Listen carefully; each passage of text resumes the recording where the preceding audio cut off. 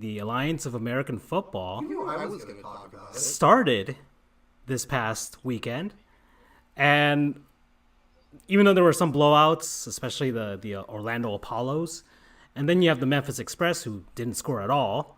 Uh, there was some highlights there. There were some highlights. There were some actual good games that were played. Obviously, these guys aren't at NFL level talent, but you had some highlights. I think Trent Richardson for the Birmingham Iron, that's singular, not plural, scored 3 touchdowns in his game against the Memphis Express, and so there's obviously the guys want to do this league just to get some game tape on them, so that maybe they could make some NFL squads. I mean, there's only so many practice squad spots available. So, and obviously these guys, there's barely an arena football league now, and then the Canadian Football League is out there, but obviously different rules, different field sizes for both of those leagues. So this is probably the closest we're getting to an actual minor league for the NFL. So, did you guys even catch any of the games? I watched I the did not. majority of the. Oh, go ahead, Charles. Oh no. He Yeah, did not. I did. Not because I didn't want to. It's just timing, and I just watched some of the highlights, like Trent Richardson, and I'm like, oh hey, it's good, but it kind of went as expected. Just there was gonna be some ugly games, and there was gonna be some fun, entertaining games. Give it time to grow. Let the guys be more comfortable, and then you'll get something going. But that's my thoughts on that. Oh, and there's an ad for Pollo Tropical, one of our non-sponsors. Oh, nice. Hmm. It's fitting. Um, I watched the majority of the Apollo's game because A, it's Orlando, which is my hometown, but then two, it was played in particular at UCF's home stadium, and there were five. Why UCF and not the Citrus Bowl? There's Because of the soccer team? the soccer team doesn't play there anymore. Oh, they don't. They have their own stadium. Oh, okay. The kind of the general consensus that everyone thinks is that either the Apollos got a better deal through UCF, or that's probably actually the biggest idea because UCF doesn't have any. They're a much smaller entity than Florida Citrus Sports, which is who runs the Citrus Bowl. So, and they have all these bowls and things like that. So they tend to be a bit greedy, I think. Okay. But that's an aside. Right. So they play at UCF's home stadium, Spectrum Stadium. So it was that. There are 5 former UCF players on the Apollos, and then also, regardless of all that, it's an Orlando team.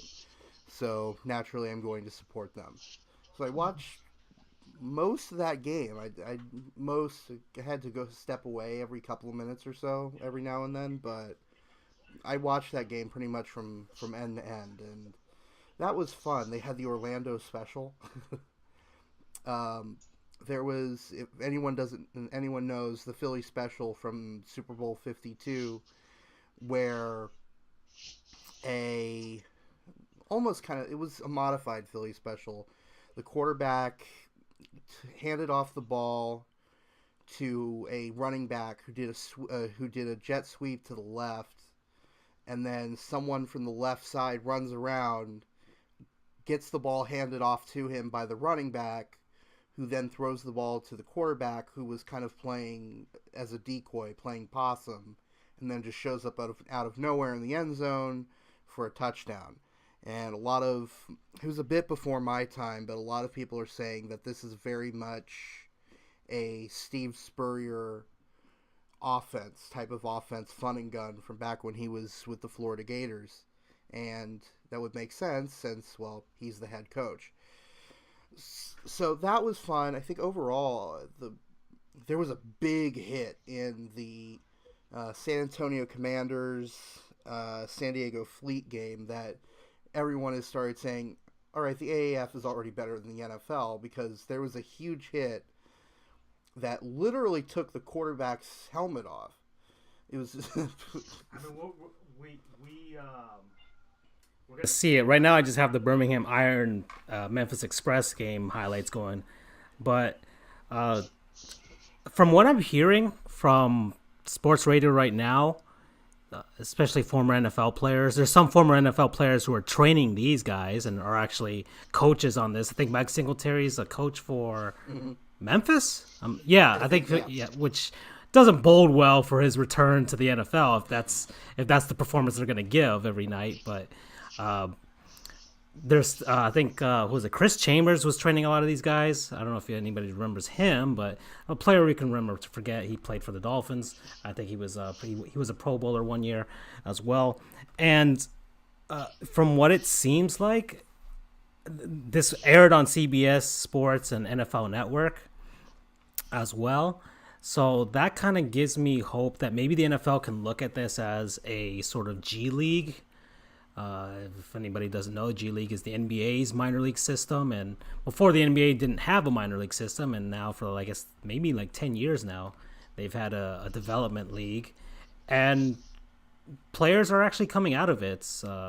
So maybe this is a way for the NFL to do this. Have some players, maybe have some practice squad guys play in these teams, and maybe have a legitimate shot at some playing time. Or you have the other way around, which is what happens in the G League as well. You have a bunch of college guys who go undrafted, and these teams can pick them up as well. I think the thing is with these rosters, I think they're limited to like a 38-man roster, which is pretty small for compared to the 53 on the NFL. And there's some different rules. I don't think they don't do kickoffs, and I forgot what. I think running backs only rush for a certain amount in a row. There's a few rules that are different, just I guess for the safety of the players. Even though we did see some big hits, which could be the other thing that keeps the league going. The thing about those hits, though, is they were all clean. Obviously, the players are going to have to play in a way that would adhere to NFL rules if they were going to. They can't just be hitting everybody over there and then reach the NFL, and they know they can't do that. Right, but already, like for instance, I'm not sure if he showed it, the hit on the Fleet quarterback. Pretty much everybody is saying that if that were in the NFL, at minimum it would have been a roughing the passer penalty, and people are joking. It's like that player would have been on death row because of Roger Goodell. So it was a big but clean hit. It wasn't helmet to helmet that much, or even if it was, the head wasn't the principal point of contact. It was a pretty clean hit, and all the big hits basically were clean, and a lot of people are applauding that, applauding the umpires, the referees, the officials to kind of let them play. What do you think, Charles?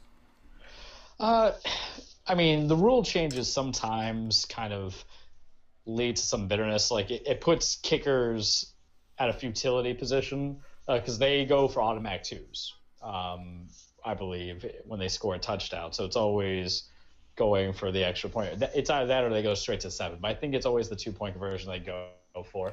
I mean, the roster is kind of slow, but the thing is, they only have so much money they can fund with. My concern is that, because this is not the first time I've heard about, this could be a connection with the NFL itself, is that one, you have to kind of change the time period of it, right? So the better revenue would have to be during the NFL season. And then two, it would be such an overreach. Well, not an overreach in a bad way, but a reach of the system itself, because then you have to have coaches who have the same game plans for the practice squad people. Well, I'm going to call it, there's a practice squad with scouting, and then the below practice squad, which would be the AAF, because it's not like, we're just going to sign this guy, he's a contributor team. There's plenty of people who do that for practice squads, and they're just bodies in case injuries happen. I mean, look, they'll still get some of their guarantee or some of their money, because when you're signed up for the practice squad to the main roster, you got something going on. But also playbooks are not easy to learn. So imagine being in this kind of league, learning the terminology of Mike Singletary, which I don't even know if there's a terminology, just a lot of angry shouting. And then you get somebody like a Rex Ryan, Rob Ryan, Greg Williams coach defense, which has shifts, stunts, different front seven looks, different terminologies, different kind of linebacker positions. Are you a Mike? Are you an edge rusher? Are you this? Are you going to drop back? all this is teaching guys that they might be able to play, but it's not in an NFL system. It's using former NFL and college coaches who really, and if you look at the pool here, these are not renowned stud of coaches. The closest guy that was there was Brad Childress, and he bailed. Mike Singletary, fantastic football player, horrible head coach for the San Francisco 49ers. This is a coach who kind of took his pants down in the locker room to kind of motivate the guys. Can't play with them. Can't do it. Yeah. So what was that say for developmental? I mean, I think Mike Martz is there, but I always felt Mike Martz was a product of his tool pieces, because this is a guy who had Kurt Warner, Marshall Faulk, Isaac Bruce, a couple other names. That's basically a monkey could have coached that team, Yeah, because after Martz left, look at how bad it went for Scott Linehan. Yeah, granted he didn't have Kurt anymore, but he had some other people. He had Steven Jackson, and then he had the quarterback who I looked at him the other day because I was going to scout him for a player so bad. Mark Baldrick, there you go. I remember some him. guys kind of continue on with their roster. So yes, I looked at the AAF, and as I will look at the XFL, as being something for background noise. Because right now it's the dark period of sports. It might be their niche, really. Yeah, and that's perfect because, you have some real NFL players in there who played for multiple systems or for multiple years. Trent Richardson, Denard Robinson, Aaron Murray. But I don't see how this is actually going to want to help guys. It's not going to help me if I'm an executive to say, let me get these guys who are older. Maybe you were hampered by injuries. Zach Stacy's there. That's another name that comes in. The guy was a starter for the Rams until Todd Gurley came in. It's hey, you're dispensable. Sorry. How is this really going to help guys with the NFL? It's not, because also let me give you a point. You keep it during this time period in February. Guy gets injured. Guess who's not getting called up during summer training camp? But honestly, I don't think you could schedule it for any other time other than now, because I think the USFL made the same mistake where at first, they were trying to compete with the NFL. I don't think this league is even trying to do that. However, the USFL was played in the spring, and I think it was doing pretty all right for that time period. And then they wanted to go directly at the NFL and played during the same time frame in the fall and the winter. I think this league wouldn't benefit at all, because you have the NFL, which is a massive juggernaut, and then you have the other juggernaut, which is the NCAA in college football. I don't think people would want to see a drop off, because some of these teams, I don't even think they could even. Some of these guys may even be able to beat Clemson or Alabama, but very true. So I don't see a reason for them to play at all during the fall or early winter through January, because of the fact that they're. I think being a spring league, a developmental league is better. You could have guys because the season's not going to be long. By the time, I think, when do they end? In April? I think they end in April. It's a 10-week season. Yeah, 10 weeks. Yeah, it's just 10 weeks. No bye weeks. Yeah, exactly. So that gives plenty of time because I think they even made it this way so that by the time I think some of the mini camps open, these guys can actually be part of the teams if teams actually sign them to any sort of contract. And I think there's clauses in the AAF contracts that say they could bail for an NFL squad whenever they want. So this league is purely developmental and purely minor league, and I think it works. I think it works that they're in San Diego and San Antonio and just non-NFL cities. The cities that they chose were on purpose, not just because, with one exception maybe. I mean, you have Atlanta. Right. They're playing at Old Turner Field. Right. I think with just the Atlanta exception, I don't know off the top of my head. I should, though. So Atlanta, Salt Lake City, Orlando, Birmingham, Memphis, San Antonio, San Diego, and St. Louis. Right? Not St. Louis. St. Louis. Maybe in the XFL. Sorry, but.